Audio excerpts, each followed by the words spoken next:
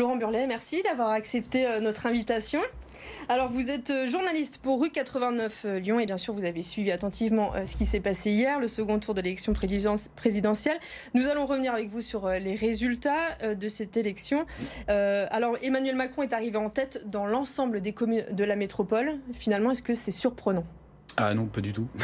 C'est pas du tout surprenant. C'était déjà le cas il y a 5 ans. Et puis au vu des résultats du premier tour, ça ne l'est pas.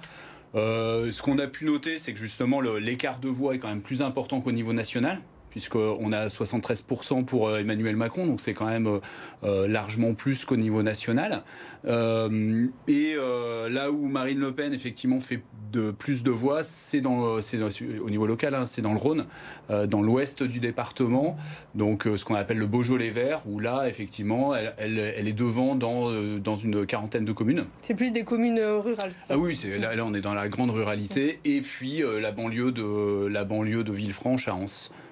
Alors si on regarde plus précisément Lyon et chaque arrondissement, Emmanuel Macron obtient près de 80% des voix.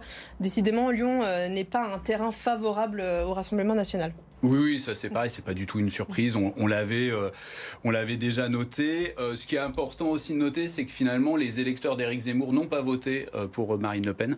On avait noté que les principaux scores de l'extrême droite étaient ceux d'Éric Zemmour, je parle à Lyon intramuros, donc c'est-à-dire dans les beaux quartiers, c'est-à-dire à Aîné et puis dans le 6e arrondissement vers le parc de la Tête d'Or. Eh bien c'est majoritairement, il n'y a pas eu un report de voix automatique pour Marine Le Pen. Donc là où elle fait finalement son meilleur score, c'est dans le 8e arrondissement, classiquement, puisque c'est là où aussi, dans les quartiers populaires, que Marine Le Pen à Lyon fait ses meilleurs scores. Alors si on continue sur le report de voix, on va parler des voix de Jean-Luc Mélenchon. Il y a un arrondissement, le premier arrondissement de Lyon, où il a obtenu 87% des voix. Enfin, Emmanuel Macron a obtenu 87% des voix, alors que Jean-Luc Mélenchon était arrivé très largement en tête pour le premier tour. Qu'est-ce que ça signifie finalement? Les électeurs de Jean-Luc Mélenchon se sont ralliés. C'est-à-dire que dans le premier Macron. arrondissement, c'est là où on peut trouver des castors. C'est-à-dire des gens qui font barrage, tout simplement, et qui ont effectivement appliqué à la lettre le message, c'est-à-dire pas une voix pour Marine Le Pen, et aussi le message de faire barrage à l'extrême droite. Donc ils ont voté massivement pour Emmanuel Macron. Ce qui est intéressant aussi, c'est que dans cet arrondissement, c'est là aussi où on a connu le plus de votes nuls et blancs. Donc c'est-à-dire que l'esprit civique d'aller aux urnes, effectivement, s'est concrétisé, mais pas seulement pour faire barrage. Il y a aussi des personnes qui ont appliqué ni Marine Le Pen ni Macron et donc n'ont pas voté, mais en même temps se sont déplacés, quoi. Et ça, c'est quand même significatif. Normalement, on a plutôt autour de 1 ou 2%. En moyenne, on retrouve 5%, donc c'est déjà beaucoup. Et là, dans le premier arrondissement, mais on a le même phénomène aussi autour de la place Jean Massé, c'est-à-dire dans 2 fiefs des écologistes, où il y avait effectivement un score très important de Jean-Luc Mélenchon. On a un vote nul et un vote blanc très très important, quoi. Oui, c'est un phénomène qu'on ne connaissait pas à ce point-là jusqu'à maintenant. Oui, voilà, c'est ça. Alors après, c'est vrai que c'est un peu frais, la nuit a été longue et on vient seulement de recevoir dans notre rédaction les scores par bureau de vote. Donc on veut effectivement l'affiner et puis en faire une analyse là, dans les prochaines heures sur notre site, sur Rue 89 Lyon. Mais c'est effectivement, comme ça, sur une première analyse, c'est quand même un nouveau phénomène. Alors par contre, Marine Le Pen n'est pas arrivée à s'imposer dans les communes où elle était aussi arrivée en tête au premier tour, comme à Quincieux et Dessines par exemple. Qu'est-ce que ça signifie finalement au premier tour? Les gens votaient pour elle pour un acte un petit peu peut-être de rébellion, de ras-le-bol, exprimer leur ras-le-bol, puis au fait au second tour ils se sont ravisés. Quand les choses sont devenues plus sérieuses, ils se sont dit non, en fait on peut pas continuer. Non, ça veut dire qu'elle n'avait pas de réserve de voix. C'est-à-dire que ni la droite, ni les électeurs de Jean-Luc Mélenchon, elle fait quand même un meilleur score. Alors l'abstention est beaucoup plus importante, mais elle fait quand même, on va dire, proportionnellement un meilleur score. En points, elle a augmenté. Mais effectivement, c'est quand même dans ces communes-là où elle arrive à pas faire jeu égal, mais l'écart de points n'est que de 10 points. C'est-à-dire qu'elle fait mieux qu'au niveau national. Elle fait 45% au lieu de faire 42%, et là où Emmanuel Macron, évidemment, perd autant. Donc ça veut dire qu'on a 55-45, là où, effectivement, on avait davantage en tout cas, au premier tour, elle a pu basculer en tête, mais à la faveur de l'éclatement des candidats. Vous le disiez, Marine Le Pen a fait un meilleur score, contrairement à Macron, qui lui fait un moins bon score qu'il y a 5 ans. Elle a donc gardé ces mêmes électeurs. Le Rassemblement national prend de l'ampleur un peu.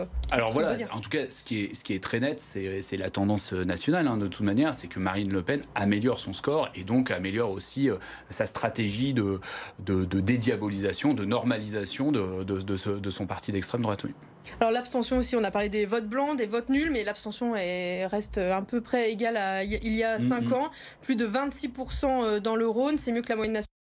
8%, mais donc c'est moins bien qu'en 2017. Vaux-en-Velin, par exemple, explose tous les chiffres. 50% des électeurs ne se sont pas déplacés pour voter. L'abstention, ça reste toujours problématique. Oui, c'est problématique. En tout cas, c'est un signe de désintérêt pour l'élection. Quand de toute manière, on n'a aucun candidat qui nous ressemble et pour qui on a envie d'aller voter, certains choisissent l'abstention. Mais aussi, on peut y voir aussi, pourquoi pas, un signe politique, puisqu'au premier tour, il y avait beaucoup moins d'abstention. Par exemple, vous citiez Vaux-en-Velin, mais on peut citer aussi Vénissieux, on peut citer Saint-Fond, qu'en 2017, il y a eu une amélioration et on voit bien aussi une augmentation de ce fait-là du score de la gauche et notamment de Jean-Luc Mélenchon. Donc ça veut dire que quand il y a une offre politique qui correspond à ces électeurs-là, les gens se déplacent. Alors désormais, il va falloir convaincre ces électeurs d'aller voter aux prochaines élections, qui sont celles des législatives en juin prochain, le 12 et 19 juin. On entend souvent dire que c'est le 3e tour. Est-ce que c'est vraiment le cas? Là, encore plus que les fois précédentes, puisque c'est évidemment la réélection d'Emmanuel Macron, que cette fois-ci, il n'a pas l'avantage de la nouveauté, qu'on a vu qu'effectivement, ses scores se tassaient largement. Et donc, il n'y aura pas de vague macroniste comme on a connu en 2017. Il y aura certainement plus d'abstention qui va lui être favorable, mais on peut imaginer que dans les circonscriptions dans le Rhône qui étaient historiquement de gauche, les candidats LREM fassent au moins jeu égal, voire soient en position de difficile par rapport à des candidats de gauche. Là où Jean-Luc Mélenchon effectivement a fait de très bons scores. Alors à Lyon, Grégory Doucet a parlé d'une union entre la gauche et les écologistes pour se rassembler et imposer une cohabitation à l'Assemblée nationale.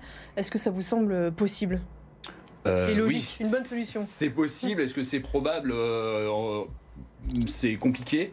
Actuellement, il y a énormément de tensions justement entre tous les partenaires et malheureusement pour lui, Grégory Doucet pèse assez peu au niveau national puisque le score des... en fait, la politique, c'est de l'arithmétique et donc ceux qui sont en position de force, c'est les insoumis, c'est Jean-Luc Mélenchon et tout se décide à Paris.